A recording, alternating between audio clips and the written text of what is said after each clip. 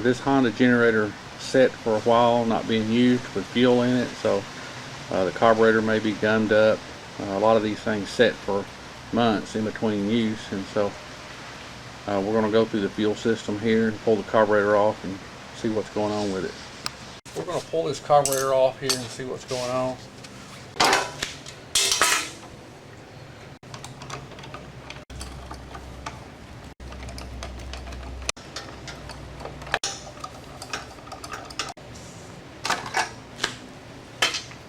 Several layers to this air filter that you have to take off to get it all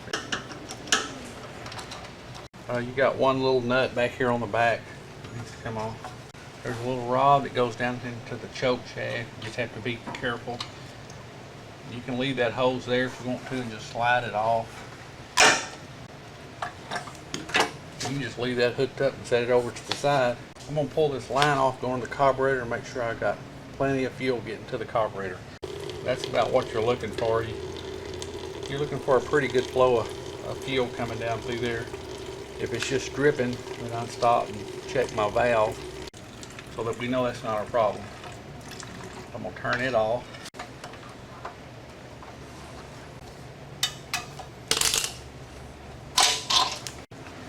You got two wires running to this fuel shut-off solenoid on the bottom of the carburetor. You can just unplug them over at the side there. Pull the throttle back to idle, and that linkage will just pop right up out of there. Okay, we got the carburetor off, so I'm going to wash it real good, and then we'll move over to the workbench and tear this down and clean it out. We'll clean all the jets, make sure everything's open in it. Okay, we got the carburetor over here on the workbench. We're going to go ahead and start taking it apart. The first thing we're going to have to do is take this fuel solenoid off the bottom of it.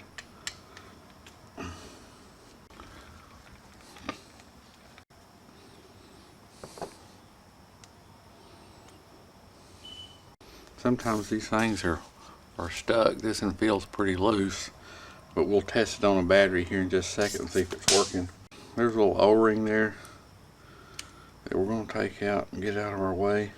This brass nut here is actually part of the jet. It also holds the bowl on. It's a 14 millimeter.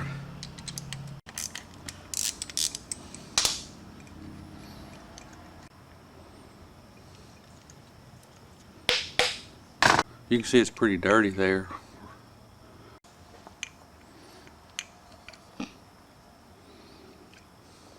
That jet going up through the bottom is stopped up.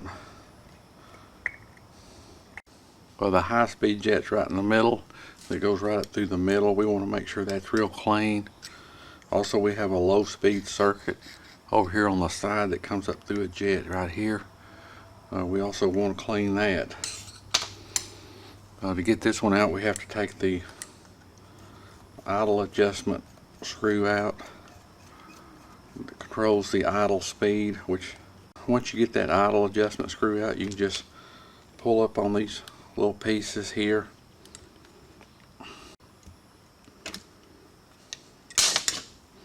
This little black plastic jet that pops up out of there is actually your low speed jet. It has a very small hole right in the bottom of it there.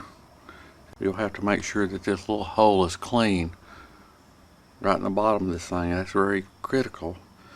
It's your low speed jet, but when the generator's running full speed, especially under a load, it needs that fuel coming through there too. If it's stopped up, it'll run lean.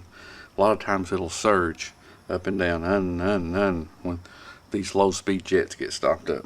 This carburetor's pretty dirty. I'm gonna have to take it back and clean it some more. But when I got it apart, I'll make sure all these holes are open.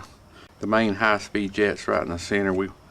Right through the middle of it, we want to make sure that hole is open.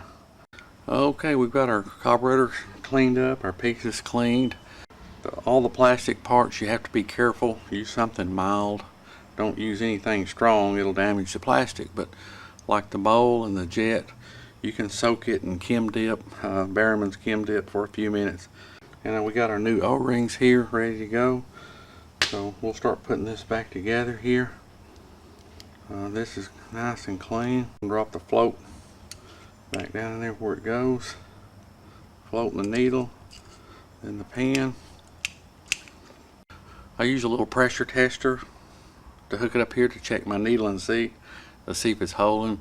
So you can see it's holding. I can let it off and build it back up, and it holds a few pounds of pressure. It doesn't have to hold very much to stop the fuel.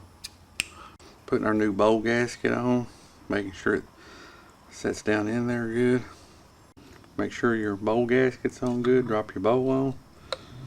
Put your O-ring on your jet there. The bowl nut, which is also part of the jet. Tighten it up with a 14mm. Then your low speed jet also has a O-ring down at the bottom here. Be sure and tear your old one off. Put your new one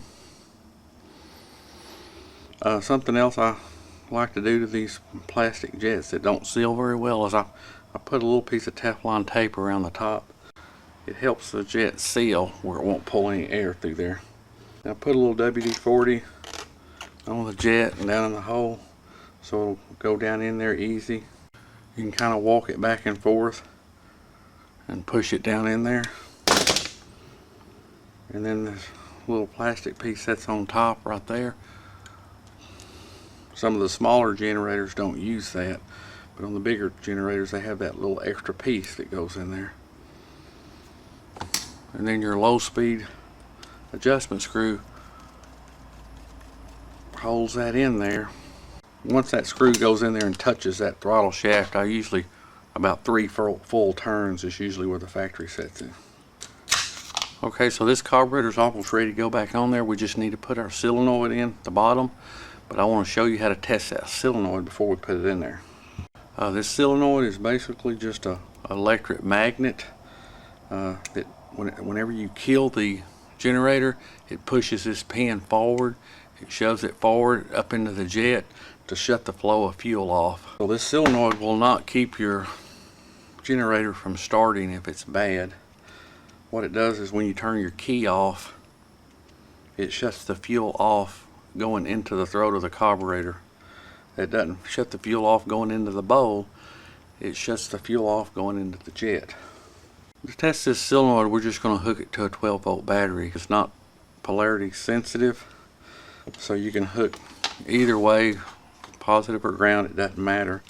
Hook any leg to the ground, then use the other one to just touch the...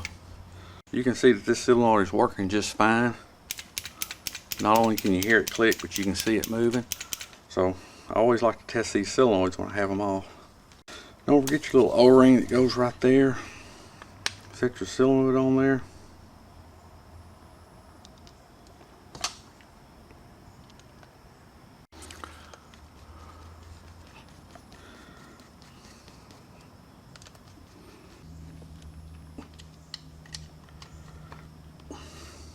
Okay, this carburetor is ready to go back on now. We'll put it back on and fire it up and see what happens. We're going to slide it up on there. First thing we're going to do is hook our throttle up and our little bitty linkage spring there. We're going to push the carburetor all the way up till it fits tight up against there. We're going to hook our fuel line up. We're going to get this choke hooked up. It's good to take pictures if you don't do this very often before you take it apart so you can see how it goes. This little crankcase bend hose that runs through the air filter. Got to get it back in place. Then we're going to plug our 2 solenoid wires back in where they go here. This air filter cover's got several pieces of it. Just kind of stacks up on the carburetor.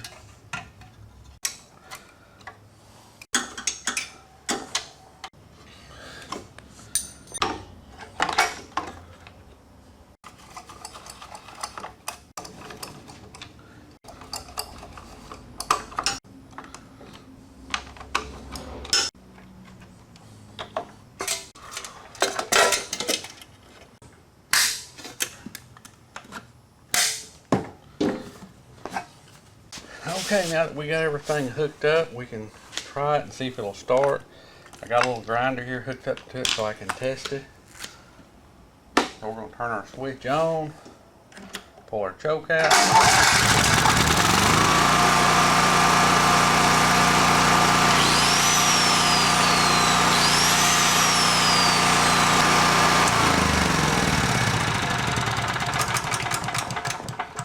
Okay, you can see it's running real good, so I think we're through with this one. Thank you for watching this video. I hope it saves you some money. Stay tuned for more videos at Glenn's Small Engine in Greenville, Texas.